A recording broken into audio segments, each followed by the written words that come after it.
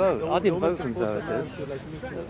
You know, poor people vote Conservative. They think they're going to become richer. Yeah.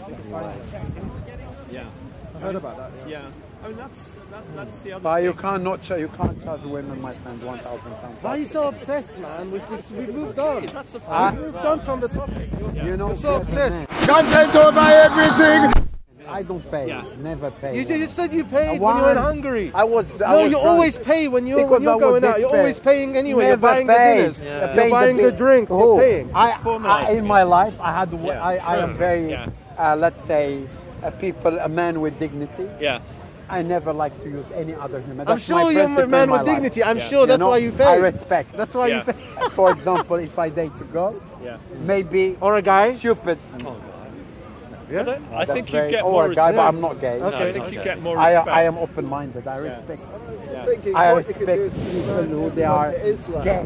So don't worry about that. You think I'm Muslim like you? I'm not even a Muslim. I'm atheist. You are atheist? Yes. Okay. So me, I respect. So you're chatting shit. You're chatting shit. You just keep making assumptions. Because you can only have sex with your wife. What about That's the other way of doing Christianity? it. Yeah. I mean, we've come from that, haven't we? Islam forces it better. They actually flog people for having sex outside marriage. But it does it in the Old Testament as well. What about other things? Just change the subject here. Yeah. Interesting ideas. What about equalising the prison population? Because we've got more than 80,000 men in jail and only 3,500 women. The problem so is should we have I'll head off. But why the insurance? Should we have an affirmative action program to equalise the prison population? I see where you're coming from. It's a Jordan Peterson argument. Yeah. The problem is, you would either have to release men who have committed crimes to be unjust, and at the same time you'd have to imprison women who hadn't committed crimes. Yeah, that's just what happens to men at the moment. So, for example, they did a study in America of men in jail for rape, and they found that 70% of the men who were serving time in jail were actually innocent by the DNA. They were proven innocent by the DNA. So a huge number of men. Tell me what that study was. I can't remember. It's an old sounds one, a wee bit fishy. Doesn't but I did read about this, and there's a lot of false accusations. They did a study in the American Air Force about men falsely accused for this, that, and the other. And when they decided they were falsely accused, this was by the women's own admission. And the women are falsely accused because they wanted to get back, or they were angry, or something. Many issues. Did like 10 years, and then the woman admitted that she made it all up. Our judicial system is very biased to result in this 80,000 men and 3,500 women. So every stage in a judicial process. You wonder about that. You see, that would suggest that there was an equal number of women who are raping men. Which I don't think happened. I don't think effectively a woman can't rape a man. Let's take something like tax evasion. Let's take something about tax evasion. So why is it that when two people are guilty of tax evasion, the man goes to jail but the woman doesn't? Overwhelmingly, that's the case. At every single stage in the judicial process, it's sort of a 6-to-1. And you end up with this 20-to-1 disparity. I don't really think. I think women just commit less crimes. That's true. Not true. Or at least think of the crimes. Like rape, definitely. More men I'll turn it around. Why is it that when men and women commit the same crime, they are not jailed equally? Why is that? That would be unjust. Well, that's what we have. I'm not sure if you read the sentencing guidelines, insurance, this is when they've been found guilty and the judge is deciding what to do. In the sentencing guidelines, it says, if this is a poor, unfortunate mother, you shouldn't jail her because that would be unfair on the children. Will pay twice as much as if you are a girl. Why? Because they know that a man they'll jail him. No problems. I mean, he doesn't know that. You can't compare. You can't compare. The judges are males. You're right, sir. We are more violent, the judges are male. more the problem is with the judges, aggressive, more. and the guidelines are the same as the judges who are discerning. Surely the problem is with the male judges. I think you're right. I think you're right. You don't see. It might happen. Women rape men. Might happen once. How could I be cruel to this poor unfortunate woman? I need to be merciful.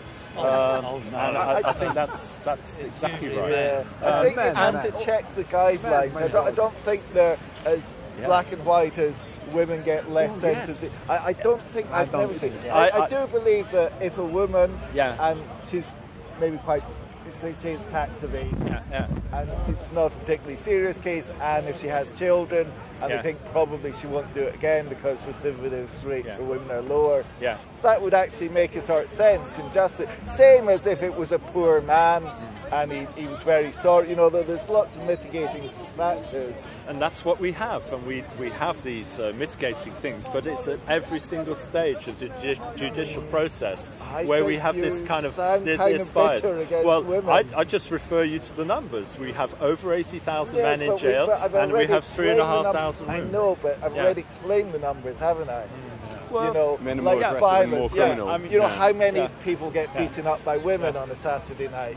You know how many women beat their husbands. I don't. How many women hold up banks. I don't argue that men are violent. All those, you know, how many muggers are women? Women's are the victims, and so are men. And in fact, they've done studies where overwhelmingly it's men have been reporting experiencing domestic violence.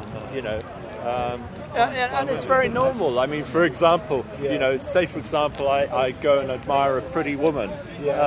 You know, I'll get a good slapping from my missus for admiring a pretty woman, and it's a standard thing, you know.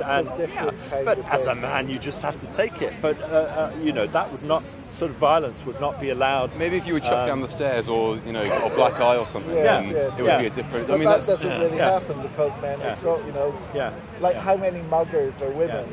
The only time they recognise domestic violence committed against a man is when he's brought out in the body bag, you know. And this is the problem that you know I mean, one chap who'd been experiencing serious domestic violence went along to his local police station. This was admittedly a few years ago, and he was just laughed out to the police station. You know, you're not a real man, you know, just go and deal with it.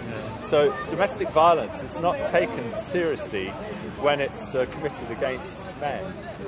It's degrees of it though, isn't it? It's like a light slap is much different to a closed fist kind of full-on wallop, isn't it? Don't forget that domestic violence has been taken to such an art form that they've actually changed the name of it. It's now called domestic abuse.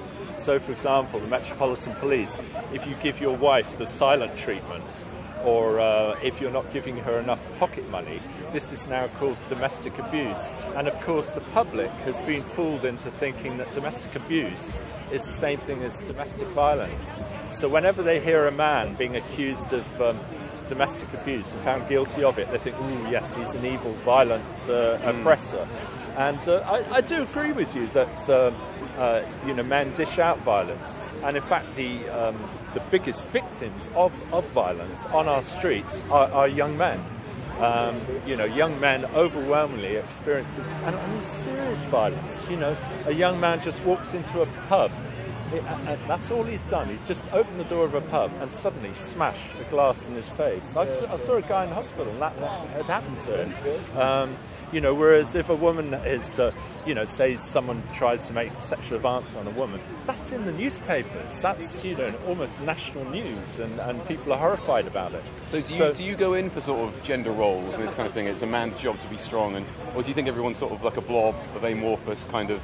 Everyone should sort of be on an equal level. I think that men and women are very different, and that man's natural role is to be a protector of their family and of, you know, women and children, and that is a natural role of men.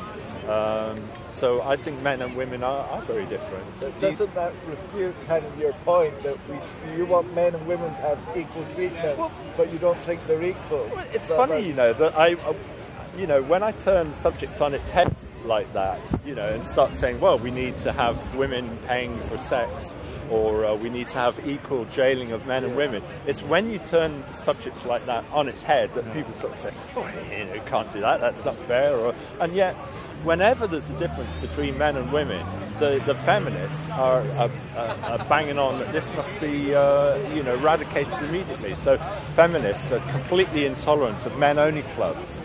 In fact, the only men-only club that women or feminists are not trying to get into are the prisons. That's the only remaining men-only club that we have in this country now, are the prisons. I hear what you're saying. I see there's a thread, though, between you're saying that it's a man's job to sort of grow up to be powerful and be strong and protect people. And then you're also saying that it's a tragedy that young men are walking into pubs and other young men are like glassing them and stuff. Yeah. So, but that's a direct result of when you take someone's power away. People rape and fight when they don't have any power and they're disenfranchised. Yes. So I would agree with you. So we can't project this image of a strong, silent man who, because what happens is men, when they're disenfranchised, get angry. Women get sad. I agree. But the angrier person is the more dangerous and therefore the more immoral sort of standpoint. Yeah, I completely agree with you, sir. And so I think to some extent feminizing our men has been a tragedy. And, they talk now about shithole cities like Baltimore or whatever, I think Trump has talked about this and it's caused big outrage. But, if you have men who are walking around like zombies because they're taking children, they have been disenfranchised, and they need to have a proper purpose in life. And so I think the feminization of our society, where we are equalizing things, so I kind of agree with you in a way. It has produced unfortunate problems. I think it's evolving a little bit. I think it's changing from the view being that men should be powerful. Is that it's not power that gives your life meaning, it's like responsibility, right? It's sort of, that's what taking on as much responsibility as possible will give you a meaningful life where you've got something to lose. Rather than I'm just going to take it back and punch the next thing that comes in the door.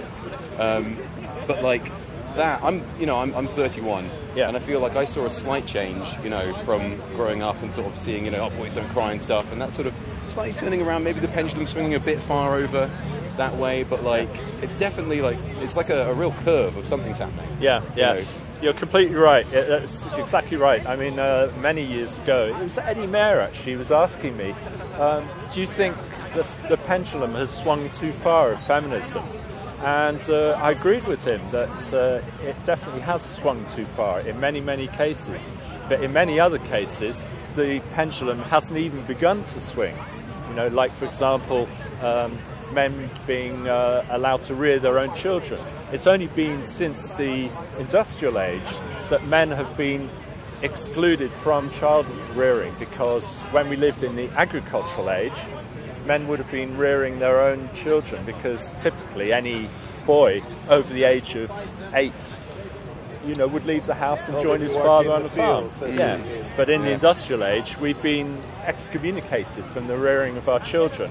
And in fact now, schools have become so feminized in this country that even a man turning up at a school to pick up his stepson wearing a mask is considered to be dangerous. There was a brilliant video released recently of this sort of argy-bargy between this man wearing a mask, riding a cycle, videoing this policeman who was trying to accuse him of every crime under the sun, made up of course, that he'd been causing disturbance or alarm or panic with the children and the headmistress. That's a funny thing. I actually saw that video. I thought he was a twat. I thought everyone does. In fact, all the cyclists think he's a twat. If you're outside a school and people are sort of annoyed by this, just take your mask off. Here's the thing. The headmistress knew exactly who he was, because the headmistress said, "Oh, he's picking up his stepson."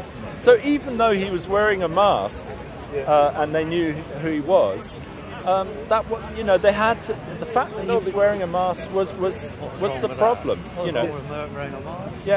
I mean, a chap came to talk to me early on, and he was wearing a sort of Antifa type mask with dark glasses and everything. Very nice chap. I mean, why should I assume that just because a chap comes up wearing a mask that he's necessarily a bad guy? Or he's broken a law. I thought the guy in the video was an idiot. All he had to do was take off his mask, be polite, say, "Oh yeah, no, I'm just picking up something," and the whole thing. Instead, he was kind of obnoxious about it. And wasted a whole lot of police time. But I also thought that the police guy was being an idiot, because for example, in our town, we have cyclists who are attacked. And they're just cycling on the cycle path, and they're viciously attacked for no reason, just by thugs, and they're hospitalised, and very serious injuries. And the police just sort of say, "Well, can you still see the people who attacked you?" "No." "Right, we're not interested." So what I'm saying is, the police need to decide what they're going to spend time on, what they're not going to spend time on. And it's very easy to spend time arguing with some, you know... I know, but that was the point. The guy could have diffused the situation very quickly and let the policeman go and do something more useful. But instead he's one of these kind of jobs where barrack room lawyers who just talked wasted a whole lot of time. So I had no sympathy for him. I was longing for the policeman just to slap him. Or the police guy could have just sort of said, well, look, you know, I'm afraid this is a school's problem. My point is that schools have become so feminized that even a man approaching the school gates is now considered to be under suspicion, a paedophile or something like that. I used to go to the school gates all the time to pick up my child. There was never any problem whatsoever.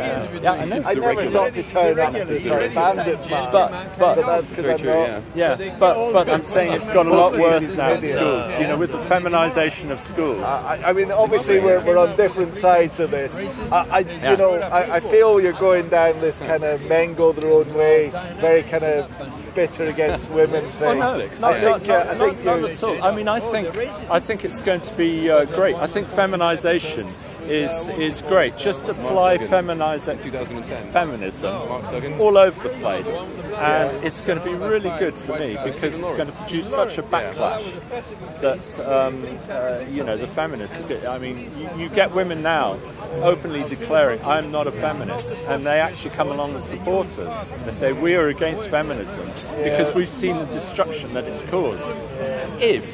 I think you've kind of redefined feminism to mean something different. I quite agree with you. Some things these days, people are oversensitive, or there are some unfairnesses against men in the court system or something. I just feel you take it to a kind of absurd, you know, if you weigh up the historic imbalance against women with, you know, what's going on now.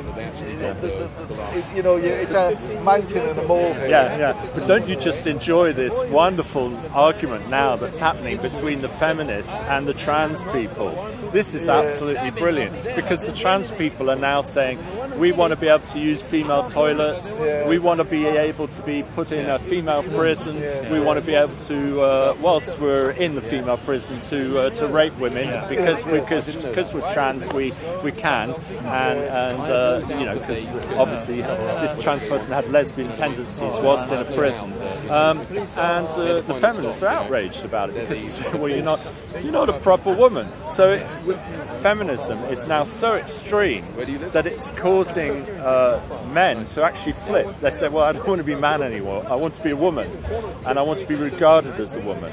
And now the trans and the feminists are at war with it. I mean, it's you know, it's getting quite bad. They've been given sort of death threats and urine on their doors and stuff like that. And this is a professor at a university in this country, a feminist professor, by a trans person. I mean, that's not behaviour I would engage in. No. I am against feminism, but I would never behave in that way to a feminist person. You give them a platform, you let them to speak, say whatever they want to say. Yeah, you would, wouldn't you? Yeah. I mean, so long as it doesn't, it's not. Well, it can be offensive. I don't mind that personally.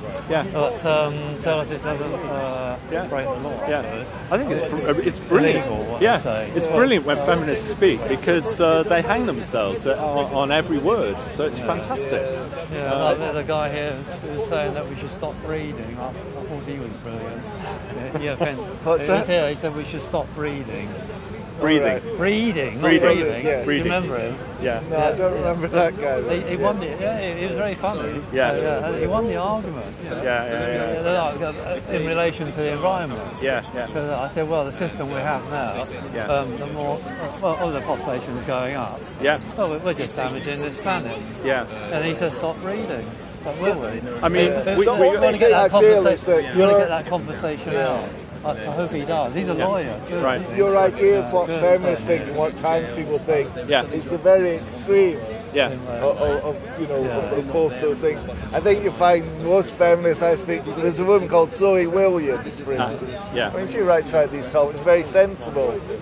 Most women I speak to about this, most trans people, like Grace and Perry and people like that, are sensible. Obviously there's extremists. But I mean, are there no extremist men? Are there no extremist, whatever? But I mean, it's always a mistake to make yourself.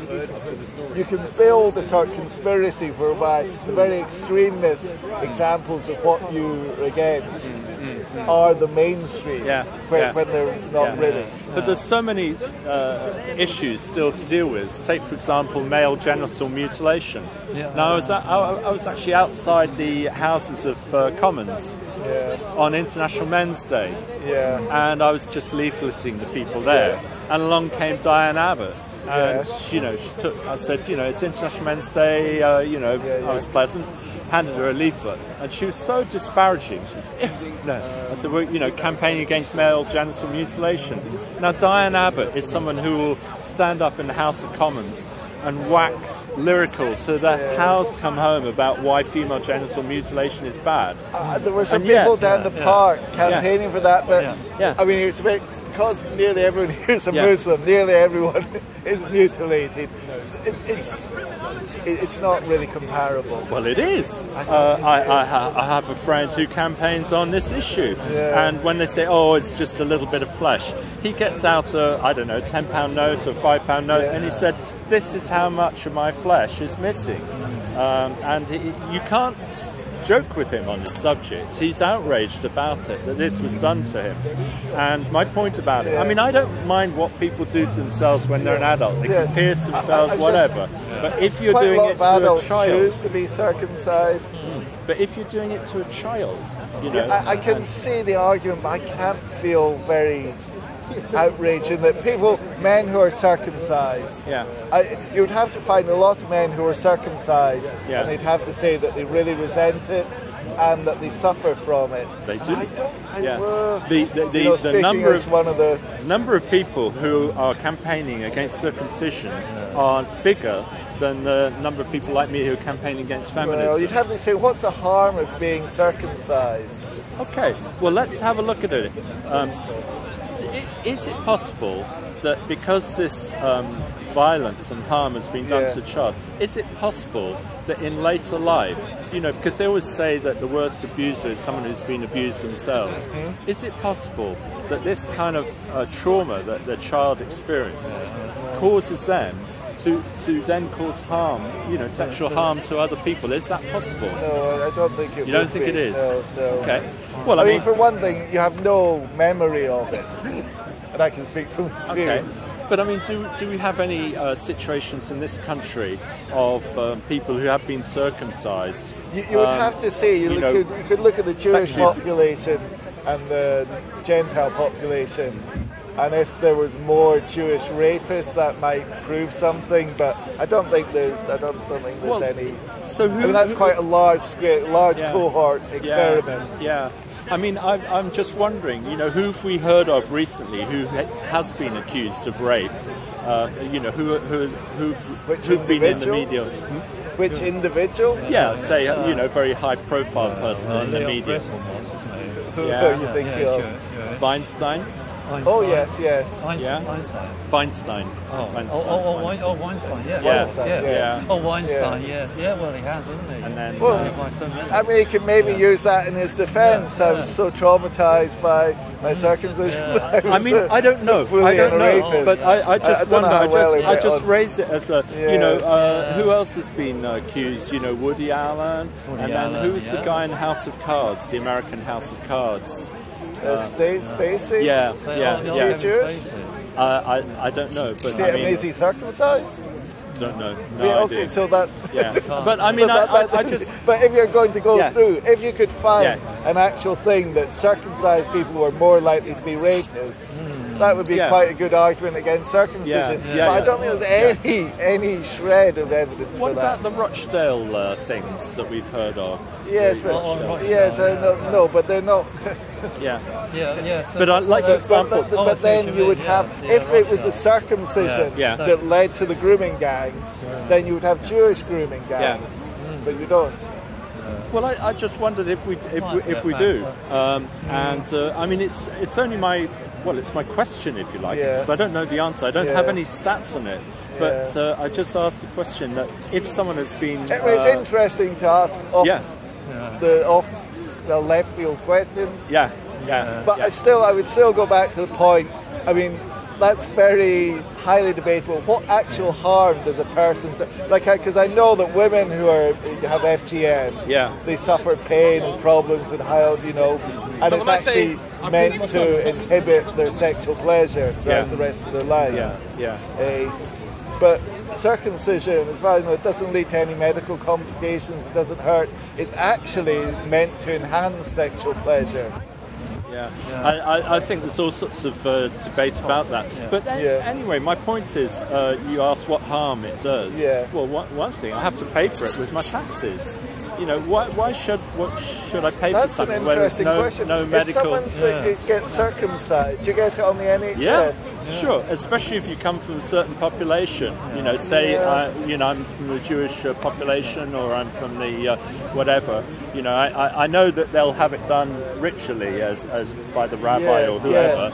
But it'd be better to be done on not privately. The National Health Service. I believe the National Health Service will pay for it. And you get it for free, do you?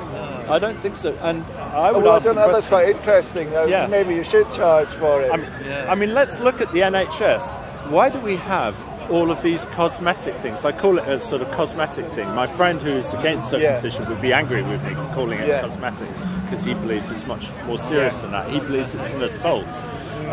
But let's look at all the things like breast enlargement, breast reduction. Oh, but you don't get those on the NHS. Yes. Of course. You don't. I'm sure you don't get breast enlargement on the NHS, or else why would anyone pay for it? I mean, breast reduction. I think breast reduction is only in cases. I'm sure that the NHS has rules, and it's only where there's an actual physical problem.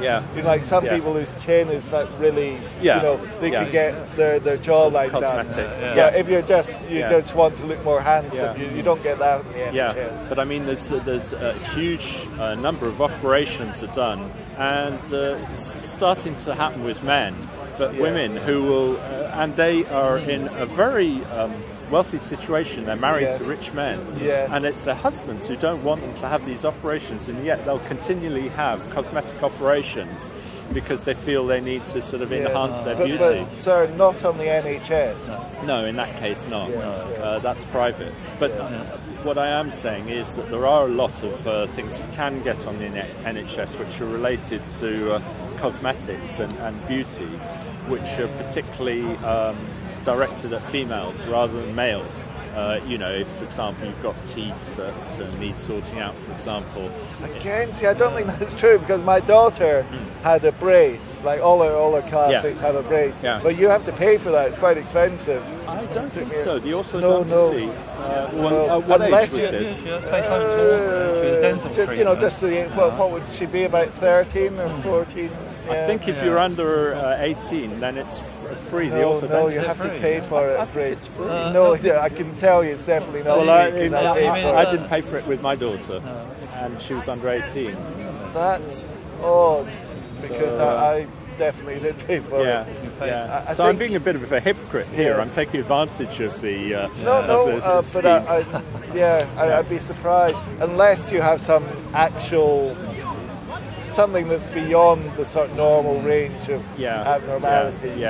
I think that's it. So anyway, I think, and so back to Diane Abbott, she was very disparaging and refused to take my leaflets, and I felt quite insulted, because, But she's opposed to FGM. She's opposed to FGM, and yet male genital mutilation, she wouldn't take my leaflet. Well, that's very hypocritical, but this is typical of feminists. They have double standards. I see. She's a feminist. They have double standards, things that they would oppose. Can I ask a question? You said you spoke to Eddie Mayer. Was that like a phone-in, or were you invited I was on? in the studio for some reason. Eddie Mayer, is that LBC? It was a long time ago, probably when he was at the BBC, so before that. And was it to do about women gyms or something like that? It was years ago. So I've probably forgotten what it was about. But he then asked me, about the pendulum, and I said, in some cases the pendulum has not swung far enough. In favour of women? No, in favour of men's issues. Men's rights in the family. divorce is a terrible, discriminatory thing for men. You know, the fact that the man is just seen as a wallet. And are you part of an organisation? Not formally, no, but I go along to various different things, so not any kind of formal organisation. So I just come here occasionally. You know, well, it's been interesting speaking to you. Yeah, very interesting speaking to you. Yeah, okay, good luck then. You're carrying on. All right.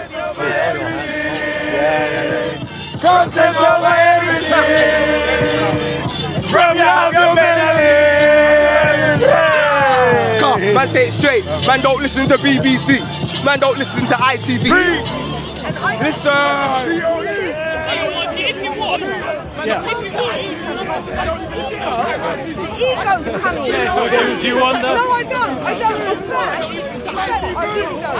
Because I'm just looking and listening at what people are saying, and I just think it's really important that everybody starts listening to each other. This is to stop, and for a full stop on a lot of things that they're trying to escalate for us to turn on each other. Those people are